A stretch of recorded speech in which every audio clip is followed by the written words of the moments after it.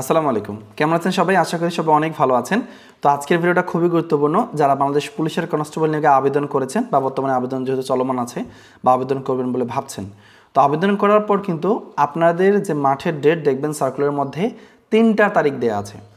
এই 3টা তারিখেই যেতে হবে নাকি একদিন গেলেই হবে, কিংবা এই 3টা তারিখে কী কী ইভেন্ট অনুষ্ঠিত হয়, এই ভিডিওতে আমি সেটাই বলে দেওয়ার চেষ্টা করব। আপনারা যারা সঠিকভাবে জানতে চান যে আসলে এই 3 দিন কি হয়, তাহলে অবশ্যই সম্পূর্ণ ভিডিওটা দেখার চেষ্টা করবেন। আর মূল ভিডিও আলোচনা করবো, ছোট্ট একটা রিকোয়েস্ট থাকবে, আপনি যদি আমাদের এই চ্যানেলে নতুন দর্শক হয়ে থাকেন তাহলে অবশ্যই চ্যানেলটি সাবস্ক্রাইব করে দেবেন, এবং যারা ফেসবুক পেজতে দেখতেছেন তারা অবশ্যই পেজটাকে ফলো দিয়ে রাখবেন। তো আমরা মূল টপিকে আসি। আপনারা জানেন প্রথম যাদের মাঠ হবে, ঠিক আছে, তারা হচ্ছে মাদারীপুর, কিশোরগঞ্জ, রাঙামাটি, ব্রাহ্মণবাড়িয়া, ঝিনাইদহ, নড়াইল, সিরাজগঞ্জ, চাঁপাইনবাবগঞ্জ, কুড়িগ্রাম, সুনামগঞ্জ, জামালপুর, ফরিদপুর, টাঙ্গাইল, কুমিল্লা, খাগড়াছড়ি এবং খুলনা জেলার মাঠ কিন্তু সবার আগে অনুষ্ঠিত হবে। এবং এই মাঠ কিন্তু আপনার যে নিজ জেলা পুলিশ লাইন্স আছে সেখানে অনুষ্ঠিত হবে, একই দিনে কিন্তু হবে। এই কয়েকটা জেলা যে বলে দিলাম, প্রথম ধাপে কিন্তু এনাদের পরীক্ষা অনুষ্ঠিত হবে এবং নিজ নিজ যে জেলা পুলিশ লাইন্স আছে সেখানে কিন্তু অনুষ্ঠিত হবে। বুঝতে পারছেন যে জেলাতে অনুষ্ঠিত হবে। এখন এসে আসলে এই যে জেলা কয়েকটা নাম বলে দিলাম, এদের কিন্তু শারীরিক মাপ, কাগজপত্র আছে, ফিজিক্যাল এন্ডুরেন্স টেস্ট, এই 3 দিনের ইভেন্ট হবে 6, 7, 8 এপ্রিল 2025 সকাল 8টায়। তো এখন আসি 6 তারিখ কী হবে, 7 তারিখ কী হবে, কিংবা 8 তারিখে কী কী ইভেন্ট হবে সেগুলো নিয়ে কথা বলবো, ঠিক আছে।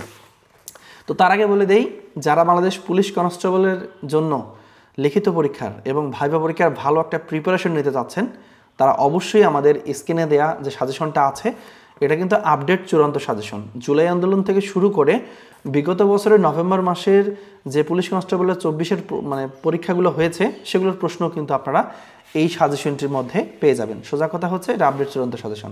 আর নিয়ম হচ্ছে যে নাম্বারটা দেওয়া আছে ওই নাম্বারে 100 টাকা সেন্ড মানি করে ওই নাম্বারে হোয়াটসঅ্যাপে আমাকে মেসেজ দিয়ে বললেই হবে। আমি সাথে সাথে চূড়ান্ত সাজেশনের পিডিএফ ফাইলের উত্তর আপনাদের হোয়াটসঅ্যাপ নাম্বারে পাঠিয়ে দেবো। এই ইভেন্টগুলোর পাশাপাশি কিন্তু আপনাকে ভালো একটা প্রিপারেশন নিতে হবে লিখিত পরীক্ষার জন্য। সময়টা হাতে কম, তাই দেরি না করে দ্রুত সাজেশনটি সংগ্রহ করার চেষ্টা করবেন। আমরা মূল টপিকে আসি। সেটা হচ্ছে, যেহেতু এখানে বলা আছে যে তাদের পরীক্ষা কিন্তু 6, 7 এবং 8 এপ্রিলে হবে, তো 6 তারিখ কী কী হবে? মূলত 6 তারিখে প্রথমেই তাদের যেটা হবে সেটা হচ্ছে প্রার্থীর উচ্চতা, ওজন, বুকের মাপ এবং কাগজপত্রগুলো যাচাই করে দেখা হবে, ঠিক আছে। এই কয়েকটা জিনিসে করা হবে এবং যোগ্য যারা প্রার্থী থাকবেন তাদের ফিজিক্যাল এন্ডুরেন্স টেস্টে অংশগ্রহণের জন্য যে প্রবেশপত্র থাকবে সেই প্রবেশপত্রের মধ্যে কিন্তু সিল দেওয়া হবে যে যোগ্য। এটা গেলো প্রথম দিনের কাজ। তো মনে রাখবেন মাঠে কোন কোন কাগজপত্রগুলো নিয়ে যেতে হবে, এর পরবর্তীতে আরেকটা ভিডিও আসবে, সেই ভিডিওতে আপনারা সব কিছুই জানতে পারবেন। তো আমরা পরের দিন, এটা হচ্ছে প্রথম দিন কী আসলো, প্রার্থীর উচ্চতা, বুকের মাপ, ওজন, কাগজপত্র যাচাই, এগুলো কিন্তু করা হবে। যাচাই করার পরে একটা পেপারস তারা দিবে, সেই পেপারসের মধ্যে সিল দিবে যে তাদের এই যে তারা যে যোগ্য হয়েছে কাগজপত্র যাচাই বা অন্যান্য ইভেন্টগুলোতে প্রথম দিনের, সেটা তারা তখনই কিন্তু বুঝতে পারবে, ঠিক আছে। এটা গেল প্রথম দিনের বিষয়। আর বরাবরই কিন্তু অবশ্যই প্রথম দিন যখন যাবেন তখন কিন্তু সকাল 7টায় যেতে হবে। এটা কিন্তু আমি এখনই বলে দিলাম, সকাল 7টায় যাবেন, 7টার মধ্যেই কিন্তু পৌঁছাতে হবে। তো এরপর আসি আসলে শারীরিক সক্ষমতা যাচাই পরীক্ষা, মানে দ্বিতীয় দিন কী কী ইভেন্ট হবে এবং এখানে আপনি কতবার, ধরেন একবার আপনি একটা ইভেন্ট আপনাকে করতে দেওয়া হলো কিন্তু আপনি সেটা পারলেন না, কিংবা ধরেন যে আপনি পড়ে গেলেন, তো এরকম কতবার পড়ে গেলেও আপনি মূলত আবার আপনাকে অংশগ্রহণ করতে দেওয়া হবে, সেই বিষয়টা কিন্তু আমি ভিডিওতে আলোচনা করতেছি। তো প্রথমে দেখেন 200 মিটার দৌড় যারা পুরুষ প্রার্থী থাকবেন তাদের কিন্তু মাত্র 28 সেকেন্ডের মধ্যে 200 মিটার দৌড় দিতে হবে, মানে ওরা যেভাবে বলে দেবে আর কি। তো দৌড় হবে 200 মিটার। তো 200 মিটার কিন্তু অবশ্যই 28 সেকেন্ডের মধ্যে, এবং যারা নারী প্রার্থী তাদের ক্ষেত্রে 200 মিটার দৌড় হবে 34 সেকেন্ডে। আশা করি এই বিষয়টা বুঝতে পেরেছেন। এবার আসি push up. So push up কিন্তু পুরুষ প্রার্থী যারা থাকবেন তাদের ক্ষেত্রে হবে 15 বার, ঠিক আছে। কতবার? 15 বার। কত সেকেন্ডের মধ্যে? 35 সেকেন্ডের মধ্যে। আমি আবার বলে দিচ্ছি, 15 বার হবে, 35 সেকেন্ডের মধ্যে আপনাকে 15 বার কিন্তু পুশ আপ দিতে হবে। এরপর নারী প্রার্থীর ক্ষেত্রে 10 বার, 30 সেকেন্ডের মধ্যে 10 বার পুশ আপ দিতে হবে, ঠিক আছে। এরপর আসি লং জাম্প। ছেলেদের ক্ষেত্রে লং জাম্প হচ্ছে 10 ফিট, মিনিমাম 10 ফিট আপনাকে লং জাম্প দিতে হবে। ধরেন প্রথমবার আপনি লং জাম্প দিলেন, প্রথমবার আপনি 8 ফিট পৌঁছাতে পারলেন, তারপরে কিন্তু আপনাকে আরও 2বার সুযোগ দেওয়া হবে।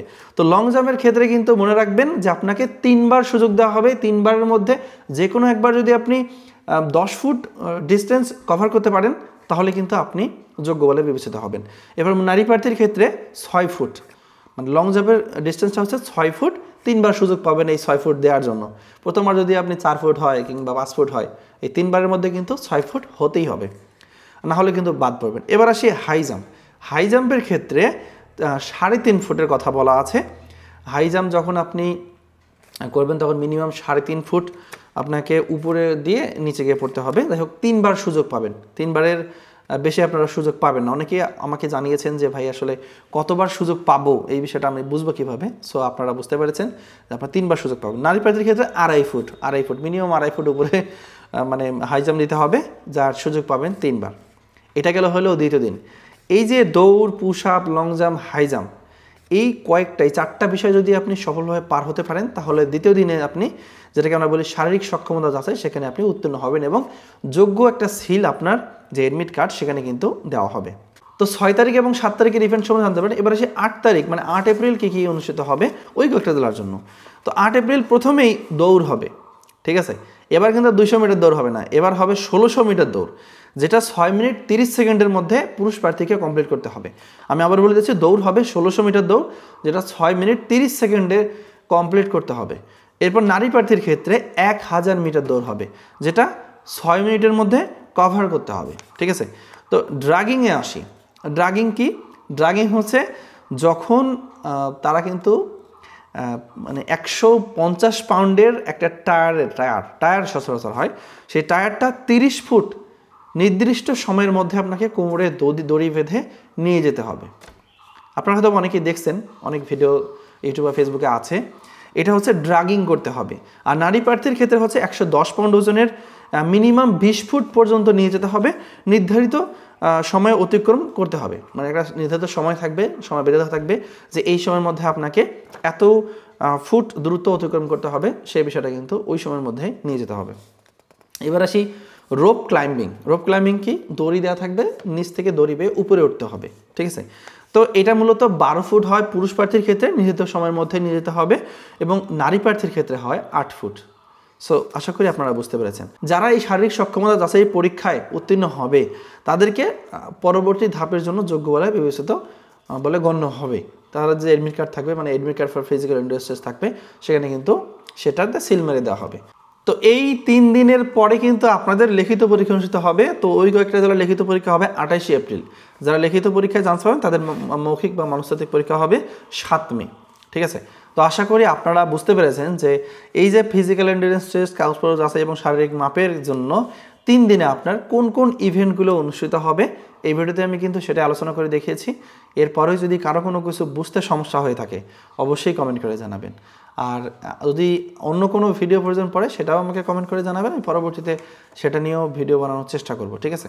তো দেখা হবে পরবর্তী ভিডিওতে। ভালো থাকবেন সবাই। আসসালামু আলাইকুম।